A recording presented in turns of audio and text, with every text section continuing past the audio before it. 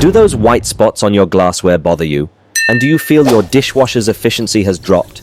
You've changed the detergent, cleaned the filter, and nothing has changed. Pay close attention. The problem isn't you or how you load it.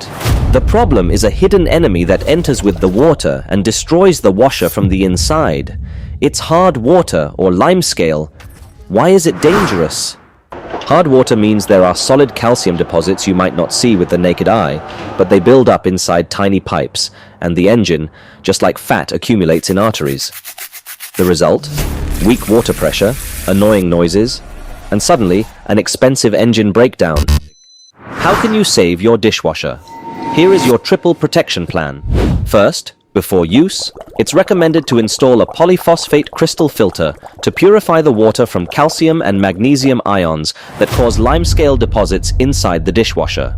Secondly, for daily use, never compromise on the quality of your dishwasher salt and detergent. Using a low-grade salt, for instance, can actually worsen the problem of limescale deposits rather than effectively treating it. Thirdly, once a month, after you've used it, look on your dishwasher's control panel for the self-clean program. If you find it, you are truly fortunate. Proceed to activate it by using a citric acid tablet.